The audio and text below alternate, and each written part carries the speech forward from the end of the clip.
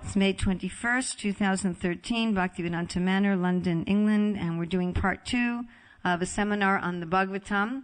Yesterday we did why study the Bhagavatam, and today we're going to do how to study and how to teach. So before we do the verse for today, can somebody tell me something about yesterday? What's in the Bhagavatam? Stories and philosophy and stories and philosophies. Yes, and Prabhupada's purports, which are full of his ecstasies. And also in Prabhupada's purports we find the previous acharyas. And then there's all the personalities in the stories. All the great personalities in the stories. What are some of the personalities in the stories? Dhruva and Prahlad, Kardama, Parikshit. Okay. And what do you get from studying the Bhagavatam? First, you get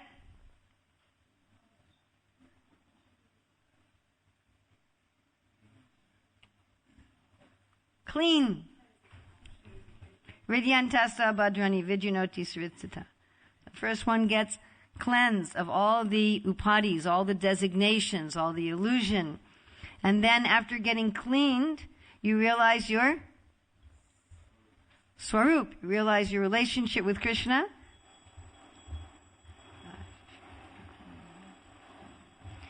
And then as one meditates on Krishna and their relationship, they see Krishna directly, and at the end one goes back to home, back to Godhead. Cleaning the dirty things, realizing one's Swarup, seeing Krishna face to face, going back to Godhead. Sound good? Okay. That's another verse of the Bhagavatam, 3:25-25. Satam prasango manmavirya samvido bhavanti vidkarna rasayanam kata yadjoshna tadvapavarva vartmani shraddha ratir bhakti anu kramishiti. One will go step by step. So that's what happens. Now how do we get that? Okay. This verse is cited by Jiva Goswami as the concluding verse of the Bhagavatam.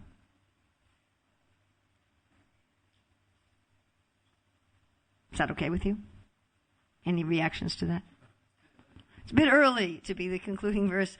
After this, Sukadeva Goswami says, do you have any more questions? But this concludes the basic Bhagavatam, answering Parikshit's question, what to do at the time of death. So this is 2.2.37. Translation and purport by Srila Prabhupada. Those who drink through oral reception, fully filled with the nectarian message of Lord Krishna, the beloved of the devotees, purify the polluted aim of life known as material enjoyment, and thus go back to Godhead, the lotus feet of Him, the personality of Godhead. So, how are you supposed to study Bhagavatam? Through the ears? How? Through the ears? Drinking. To what extent? Fully. Sambritam, fully filled. And here we have this satam again, this idea of the devotees as being truthful. Purport. The sufferings of human society are due to a polluted aim of life, namely lording it over the material resources. The more human society engages in the exploitation of undeveloped material resources for sense gratification, the more it will be entrapped by the illusory material energy of the Lord, and thus the distress of the world will be intensified instead of diminished. The human necessities of life are fully supplied by the Lord in the shape of food grains, milk, fruit, wood, stone, sugar, silk, jewels, cotton, salt, water, vegetables, etc. That would make an interesting class. In sufficient quantity to feed and care for the human race of the world, as well as the living beings on each and every planet within the universe. The supply source is complete, and only a little energy by the human being is required to get his necessities into the proper channel. There is no need of machines and tools or huge steel plants for artificially creating comforts of life. Life is never made comfortable by artificial needs, but by plain living and high thinking. The highest perfectional thinking for human society is suggested here by Shukadeva Goswami, namely sufficiently hearing Srimad Bhagavatam. For men in this age of Kali, when they have lost the perfect vision of life, the Srimad Bhagavatam is a torchlight by which to see the real path. Prabhupada is referring to which verse when he says that? Yes, the verse we did yesterday. Srila Jiva Goswami Prabhupada has commented on the Katamritam mentioned in this verse and has indicated Srimad Bhagavatam to be the nectarian message of the personality of Godhead. By sufficient hearing of Srimad Bhagavatam, the polluted aim of life, namely lording it over matter, will subside, and people in general in all parts of the world will be able to live a peaceful life of knowledge and bliss. For a pure devotee of the Lord, any topics in relation with his name, fame, quality, entourage, etc. are all pleasing. And because such topics have been approved, now this is another interesting list in this purport. So we had the interesting list of necessities, and now we're going to have this very interesting list. And because such topics have been approved by great devotees like, now listen to this list, Narada, Hanuman, Nanda Maharaj, and other inhabitants of Vrindavan. I'm not going to discuss that today, but just noting that's an interesting list. Certainly such messages are transcendental and pleasing to the heart and soul. Prabhupada also has an interesting list in the introduction to Krishna book, a list of devotees. So here who are the devotees mentioned here? Narada, Nanda Maharaj, and Hanuman, and all the other residents of Vrindavan. Yeah. Narada, Hanuman, Nanda Maharaj, and all the other inhabitants of Vrindavan. They've approved the Bhagavatam. The approval committee. And by the constant hearing of the messages of the Bhagavad Gita and later Srimad Bhagavatam, one is assured herein by Srila Sukadeva Goswami that he will reach the personality of Godhead and render him transcendental loving service in the spiritual planet of the name Goloka Vrindavana, which resembles a huge lotus flower. Thus, by the process of bhakti yoga directly accepted as suggested in this verse, by sufficient hearing of the transcendental message of the Lord, the material contamination is directly eliminated without one's attempting to contemplate the impersonal Virat conception of the Lord. And by practicing bhakti yoga, oh my, this is a heavy one. Maybe I shouldn't read the end of this purport. If you get easily discouraged, then think about something else. And by practicing bhakti yoga, if the performer is not purified by the material contamination, he must be a pseudo-devotee. For such an impostor, there is no remedy for being freed from material entanglement. Now, we won't talk about that. Okay. No, we will, but anyway. That's a pretty heavy statement, isn't it? Whenever I read that, I go, oh my God. What will I do?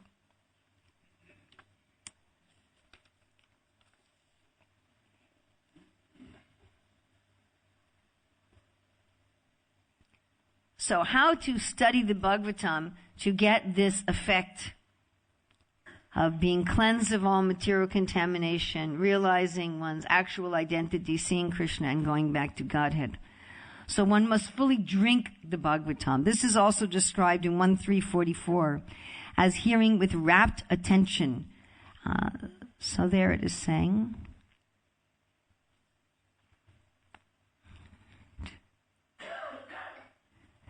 Prabhupada says, O learned Brahmanas, when Sukadeva Goswami recited Bhagavatam there, I heard him with rapt attention, and thus by his mercy I learned the Bhagavatam from that great and powerful sage. So what does rapt mean? R-A-P-T, not W-R-A-P-P-E-D, but R-A, full focused. Any other ideas of what the meaning of the English word rapt is? That's W-R-A-P-P-E-D.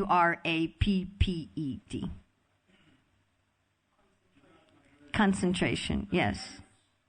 Very intense, exclusive, without diversion.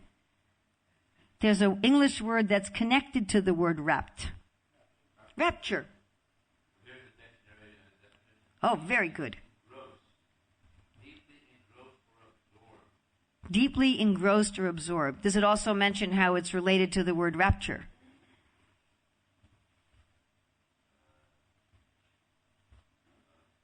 Not in that little dictionary. Okay. Rapture means to be carried away, to be raptured, kind of like to be kidnapped. So, Srila Prabhupada didn't like having people do other things during Bhagavatam class. And I haven't talked about this for years and years and years and years and years, but it used to be one of my causes. So when I trained Gurukul children in attending the morning program, I never let them do anything in the class except take notes. Just listen and take notes. So whenever Prabhupada would see people doing other thing in the class, he would stop them and he would say, don't divert your attention. Don't divert your attention. So it should be rapt attention, not partial attention. In our modern society, everybody likes to give partial attention to everything. While you're talking to your friend, you're answering your email and you're polishing your nails and all at the same time. Yes, this is considered the perfection of modern society, isn't it? Right? How to appear to be attentive without actually being attentive. But to hear Bhagavatam, one should be fully attentive. Now, under what circumstances are we fully attentive to something? When we like it. When we need it. And when you know you need it. If you're lost somewhere and you ask somebody for directions, you're fully attentive if you trust the person. Right? Maybe you even take notes and you repeat it over and over again. You do something to remember. So a lot of being fully attentive is to understand the importance. That's a lot of being fully attentive is to understand the importance. If we don't understand the importance of something, we're not going to be fully attentive to it. We'll be distracted. And of course, another reason to be fully attentive is to realize that the Bhagavatam is not a book. It's not just paper and ink. It's a person. It's actually Krishna himself. And all of the personalities in the Bhagavatam are there. Even in an ordinary book, as we talked about yesterday, you are associating with the personalities of that book, even if they're fictional personalities, by being absorbed in the story. That's just a medical scientific fact. It's as if you're right with, whenever you're reading a story or hearing or watching a story, it's as if you're become in the association of those characters. And how much more so is that true when we're dealing with something transcendent? So of course Prabhupada talks about this with chanting also. You're directly in the presence of Krishna. How attentive will you be? So if Prabhupada were to come to you and say, Krishna's going to come to your room in the next 10 minutes. How attentive would you be? How focused would you be? You'd be completely focused. So the problem is that we forget this. Of course, sometimes we have this experience of complete focus, whether it's on Bhagavatam, whether it's on our japa, whether it's on kirtan, whether it's on serving the deity or any service. And you find when you have this complete focus, what happens? You lose your awareness of anything else, isn't it? I've experienced this many times on book distribution, where you forget how long you've been standing on your feet. You forget about it. You forget everything. You're just absorbed. Later you realize, oh, my feet hurt. Oh, I've been carrying a heavy bag. Yes, you've had this experience. We just had this experience in Florence, Italy. We were taken to the art studio of one devotee, Gananjana, and he has these paintings that are, if you see the entrance to Prabhupada's Vyasasan, the wooden frame there. So if you imagine a painting that could fill that whole frame, so most of his paintings are that big. Some are bigger than that. Some are taller than that. His paintings are 2 to 3 meters high, maybe 4 or 5 meters long, most of them. The smallest ones were maybe like 1 meter by 1 meter.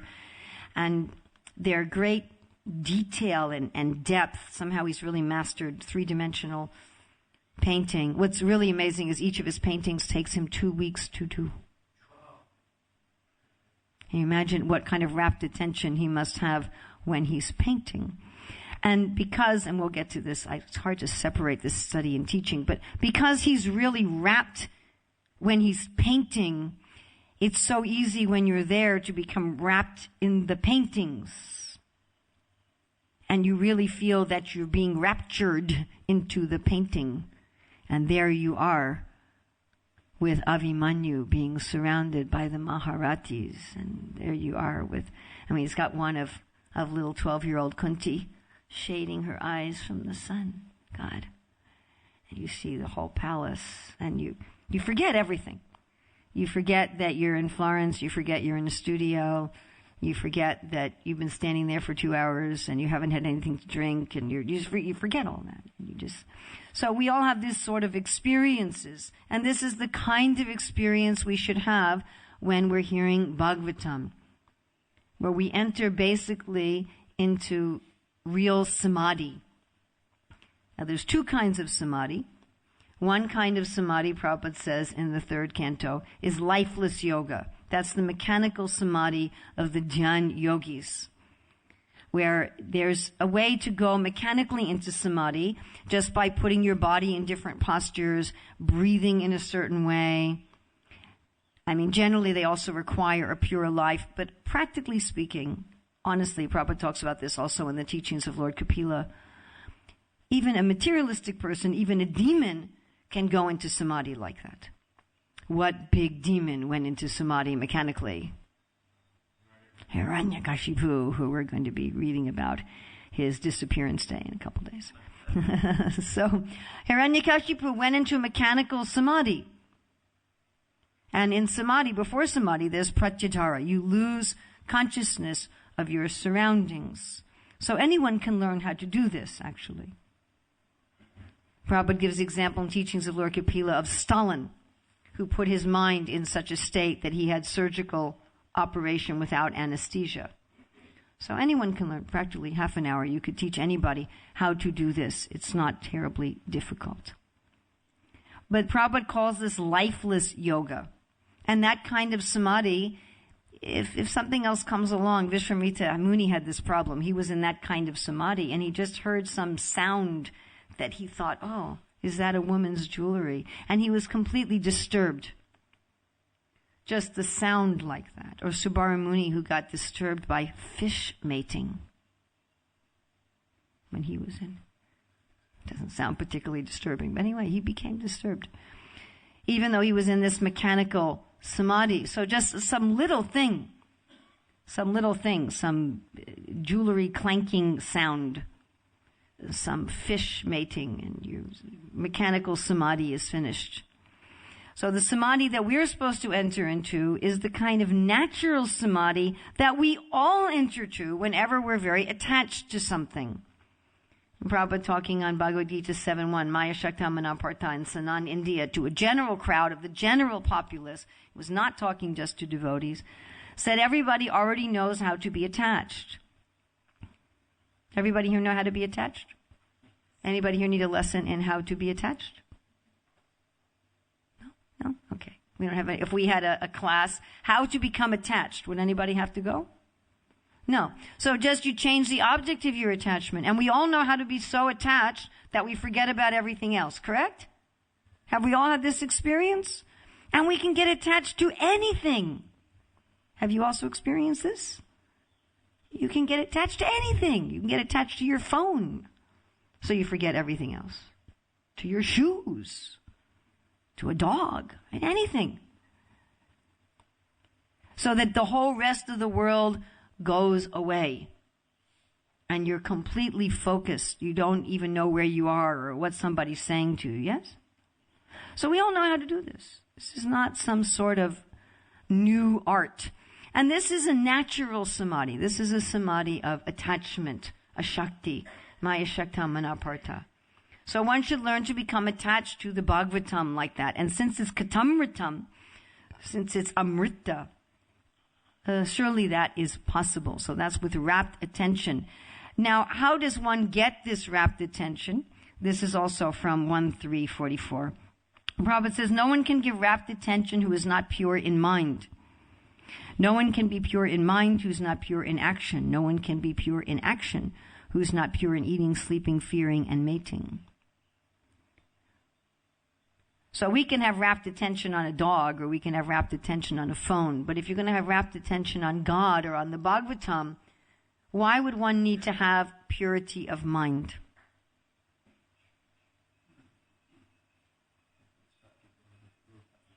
Because, otherwise the material attachments will intervene. What's Bhagavatam doing to you again? Remember? What is Bhagavatam doing? It's cleansing all of the, that's also in today's verse, Punantite Vishaya Vidushita Swayam. It's cleansing all the Vishaya, it's cleansing the desire to enjoy. But guess what? If you don't want to cleanse the desire to enjoy, then you can't pay attention to it. Does that make sense to everybody? You just won't. We talked about we get wrapped in something we want and something we need. But if you don't want to be cleansed, Prabhupada says if you want to keep things as they are, then why should you pay attention to a cleansing process? Is that logical? In fact, you won't pay attention to the cleansing process. You'll do it mechanically. You'll do it with distraction. You'll do it with inattention. Therefore, satam, one has to be truthful. And how does one become pure in mind? Prabhupada says one has to become pure in action. So you can't say, well, I really want to love God. I really want to be a servant of God, but I'm going to spend all of my time doing materially exploitive activities. Who would believe that?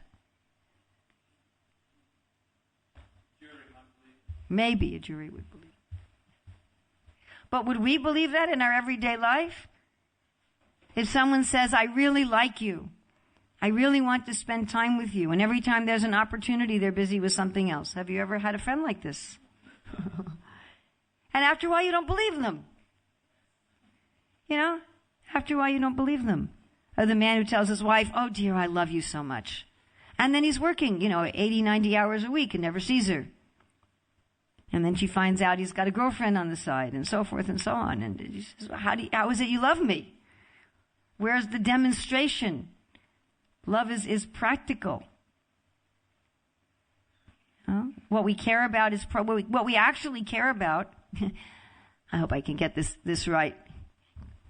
There was some research done about business leaders. And they were asked to write down their list of priorities. What were the most important things they had to attend to in their business? So they wrote down this list of priorities. And then the researcher asked them to keep a record of what they worked on during a week. And at the end of the week, they compared the list of what the business leaders did and their list of priorities, and not one of the leaders spent 1 minute during the week working on anything on their priority list.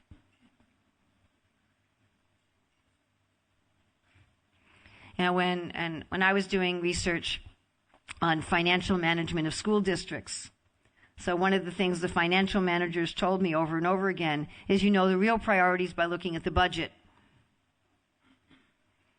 Whatever the leaders of the school system say, we really care about the arts, and then you look at their budget and see if they spend any money on it.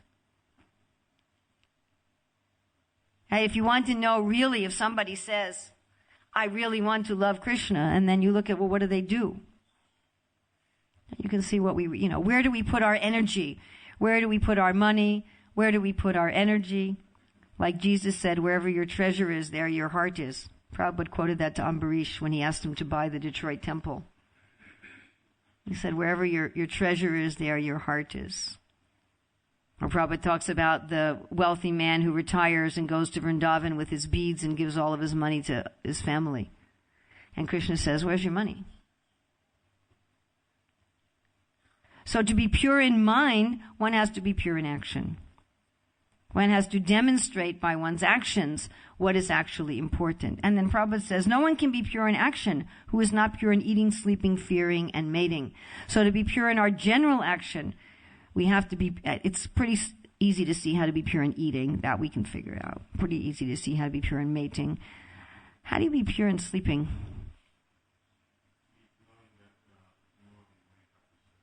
Oh, that's nice. Sleep knowing that tomorrow you'll wake up to serve Krishna. Any other thoughts about how to be pure in sleeping?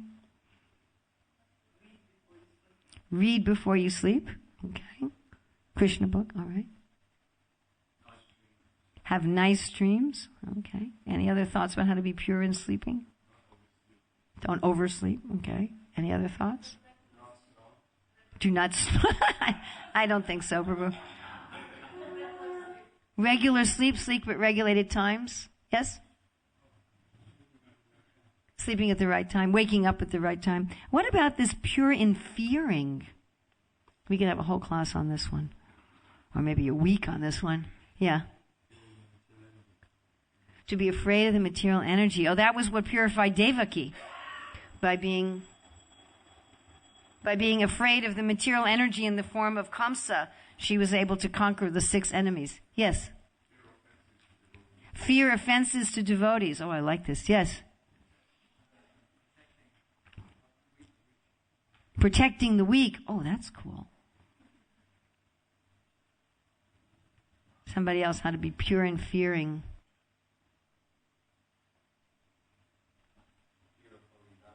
Fear of falling down. What should we not be afraid of? Oh, we should be afraid of Maya. What should we not be afraid of? Death. Okay. What else? Not be afraid of Krishna. Oh, thank you, Prabhu. To never have a fear that, oh, Krishna won't protect me. To have a confidence that Krishna will always protect me and maintain me. So pure in fearing would also mean I don't have to protect myself. I don't have to defend myself. You have any idea how much energy we spend in defending ourselves and attacking others? Probably something like that. Thank you for the scientific number. You can try a little experiment. Try an experiment. This is Ekadasi, so it'd be a good day to do it. You could say, for the rest of this whole day, I will not say anything to defend myself to anybody. And I will not say anything to criticize others. I will not say anything to defend myself, and I will not say anything to criticize others, unless there's some danger to somebody else. So, sometimes you may have to defend yourself in order to save somebody else. And sometimes you may have to attack someone to save somebody else. And try it. You might find some interesting things happening. Okay. Then, for those of us who read this and go, I was all prepared to have rapt attention, but I don't have a pure mind, and I don't have pure action, and I'm not pure in eating, sleeping, fearing, and mating, so just forget the whole thing. Then Prabhupada says, but somehow or other, don't you love it when Prabhupada says that?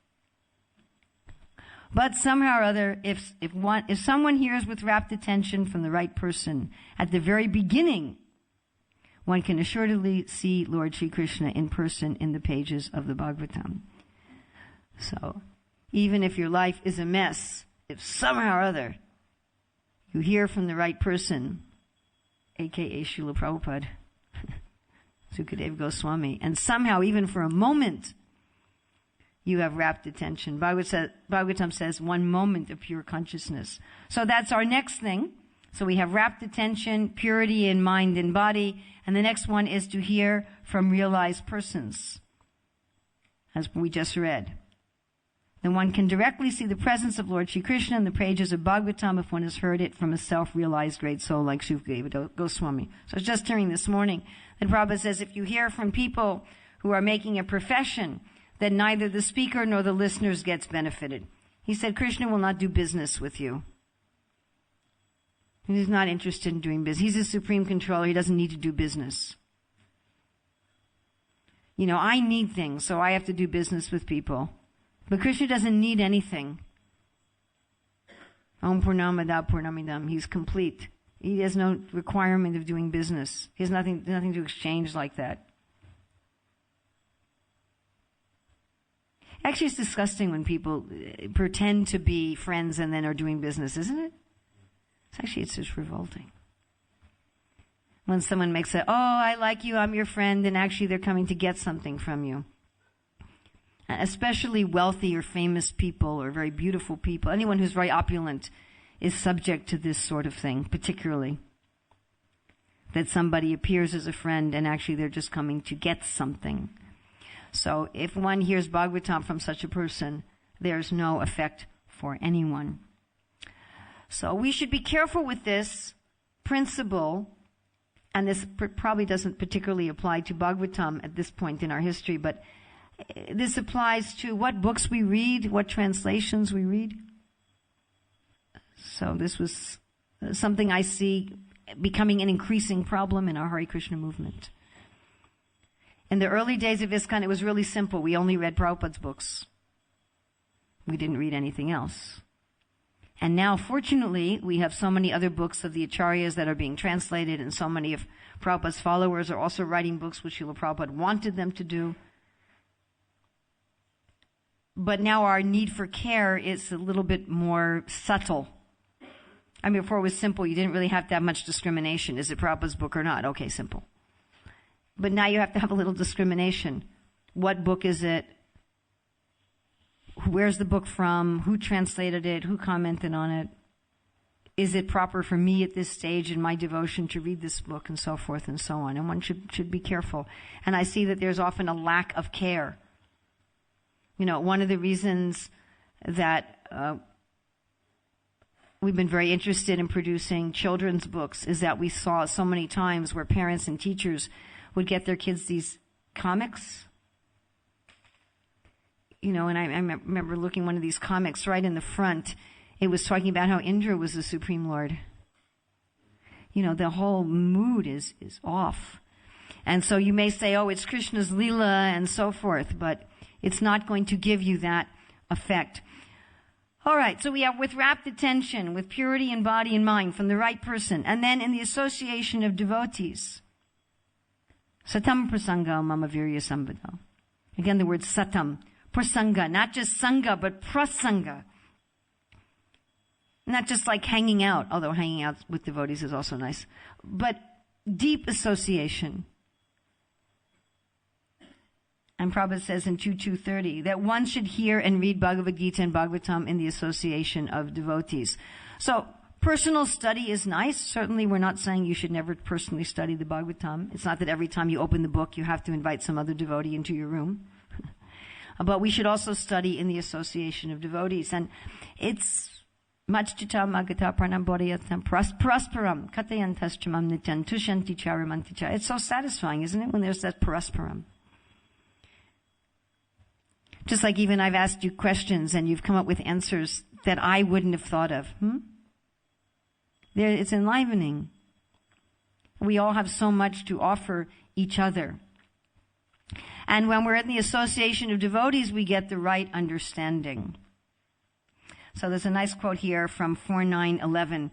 Prabhupada says, if one gets an unripe mango, it is still a mango. And when it is ripe, it remains the same mango, but it has become more tasteful and relishable. Similarly, there is devotional service performed according to the direction of the spiritual master and the injunctions and regulated principles of Shastra, and there is devotional service in the spiritual world, rendered directly in association with the Supreme Personality of Godhead. But they are both the same. There is no change. The difference is that one stage is unripe and the other is ripe and more relishable. So would everybody like to get their devotional service ripe? All right. It is possible to mature in devotional service only in the association of devotees. So this is something that Srila Prabhupada emphasizes over and over again, that someone who thinks that they can mature without the association of devotees, Prabhupada says, is in a great hallucination, because it's not possible. Without devotees, it's very easy to become deviated. Of course, sometimes, anyway, maybe we won't go there, not today. All right, so another thing is that understanding in context. So this is so important. It's so easy to pull out one sentence, one word, one something from the Shastra. The Christians call it devil-citing Shastra, and Prabhupada would also say that. The devil can quote the scripture for their own purposes. I mean, seriously, I met one gentleman who said, my favorite verse in Bhagavad Gita is where Krishna says, now you can do whatever you like.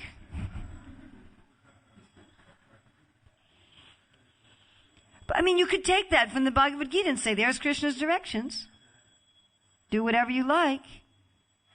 Or Krishna's instructions to Nanda Maharaj in the Bhagavatam, where he says, why are you worrying about God?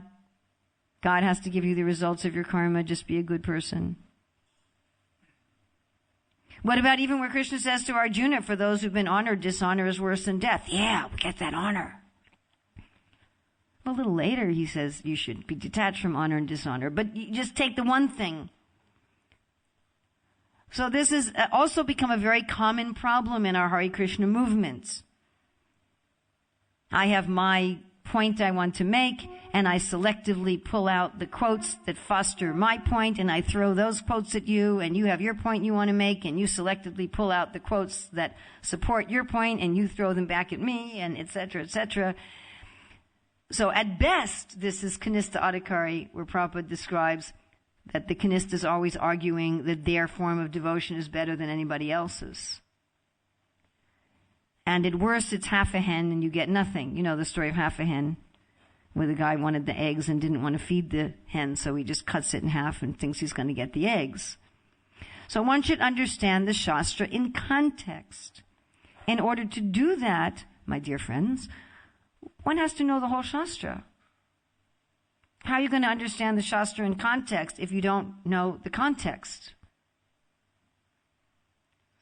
So if you haven't thoroughly read Srila Prabhupada's books, if you haven't thoroughly read the Bhagavad Gita, if you're still on 111, then how are you going to understand things in context?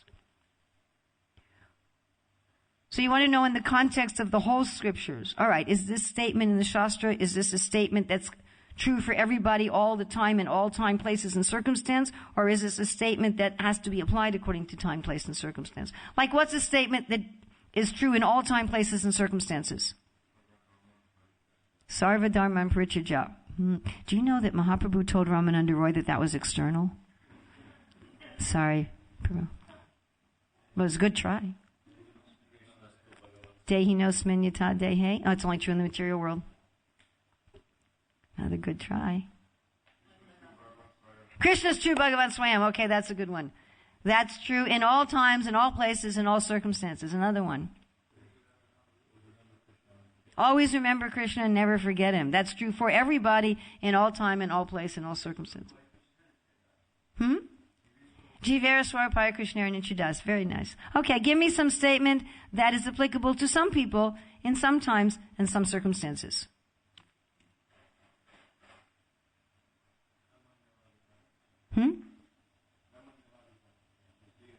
Just do your duty. Yes, okay. The gopis gave up their duty, didn't they?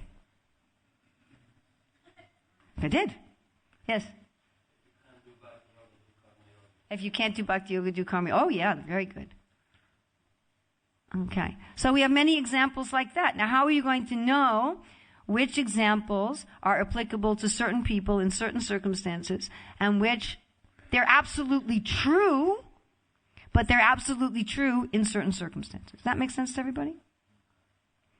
And which statements are absolutely true in all circumstances for everybody? And there are different statements. And how are you going to know that? You have to know the context. The context means you have to know the whole Shastra. You have to know what is the Siddhanta. And then you have to know the context in which it's spoken. Who's speaking it? To whom? What's happening? Yes? One has to know the story. What's the purpose? What's going on? Otherwise, we'll be misled. Otherwise, we'll take something that's meant to be applied in circumstances and apply it in all circumstances, or apply it in the wrong circumstances. And we'll take something that should be applied in all circumstances and think it should only be applied in some circumstances. And then also, of course, we have Nasta Prayeshu Abhadreshu Nityam Bhagavata Sevaya Bhagavata Uttima Sloke Bhakti Bhavati Naishtaki. Nityam Bhagavata. One should be hearing repeatedly, not just once and then you finished. So I've already run out of time, so I'm going to have to do really quickly. Right. Next is systematically.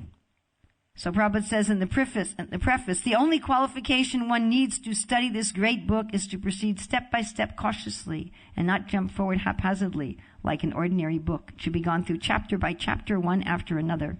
The reading matter is so arranged with its original Sanskrit text, its English transliteration, synonyms, translations, and purports, so that one is sure to become a God-realized soul at the end of finishing the first 9 cantos. So I don't know if I've said this here before or not, but I asked Burjan Prabhu in Vrindavan, because he and Narayani have taught the Bhagavatam from 1st canto to 12th canto, not even just 1st to 9th, verse by verse, systematically. And I said, so Prabhu, we were having prasadam, I said, so Prabhu, did you become a self-realized soul? And he said, oh yes. He said, I have realized that I am a fool. One should read Bhagavatam with a view to application in your life, not just as something theoretical. I remember years ago in a Sankirtan newsletter, one sannyasi said, whenever one is reading the Shastra or listening to a class, one should always think, how can I apply this to my own life? So after reading that, I became very enthused, and I said, yes, I'm going to do that. So the next morning I went to Bhagavatam class that was given by the temple commander, and his whole class was about that the way to advance was to surrender to your local and immediate authority. So I was really having problems having rapt attention in the class. And at one point I thought, because at that time I was in the Grihastha ashram and we had our own flat a couple blocks from the temple, and I was thinking, what does this have to do with me? I don't have any immediate authority in the temple. And I thought, okay, well that Maharaj said you should really try to apply it to your own life. I said, oh Krishna, please show me how to apply this somehow to my own life. And all of a sudden I went, oh, my husband is my immediate authority. And that transformed my life. It had a huge transformative effect on my life. If I just thought, oh, my husband's my temple president, it made things very simple for me. And anyway, it was a big thing. So I found even in a class that was, I'm sorry, I have to say, not a very nice class. And I'm sorry to say that it wasn't a very nice class. I'm going to be honest. Sometimes one has to be honest. And it wasn't given with a view to help everybody who was listening. Still, I was able to find something for personal application. So I found that to be the case. And we're going to get to that with teaching also. And then with the desire to increase one's attachment to Krishna. One should be reading, how can I become more attached to Krishna? How can I become more attached to Krishna? How can I become more attached to Krishna? How can I become more attached to Krishna? Not just reading officially, but reading and studying and hearing, how can I use this? How can I use this today? And how can I use this today to become more attached to Krishna? Then how to teach the Shastra. So of course, one also has to have a pure life to teach the Shastra. One can't be going to the nightclubs and the casinos and the brothels and then, teaching the Shastra and then going to smoke your cigarette afterwards. That's not going to work. One has to be a transparent via media. One has to be connecting, as Prabhupada said, soul to soul via the super soul. One should be connecting Krishna to the hearers. And one should be in disciplic succession. One shouldn't just say, well, I've gone to the desert and meditated and seen God and now I'm starting my own religion. One should be teaching the Bhagavatam as it's taught by the predecessors. Prabhupada's emphasizing this so much. Right? He says, everyone should be a guru. What is the qualification? Just repeat what you have heard. Just don't concoct anything. And just as the hearers should find principles for life application, the preachers should preach for life application. Don't teach the Bhagavatam up in some sort of theoretical cloud where people just say, oh, that's very nice, but what am I supposed to do with it? And please don't make people work to find an application.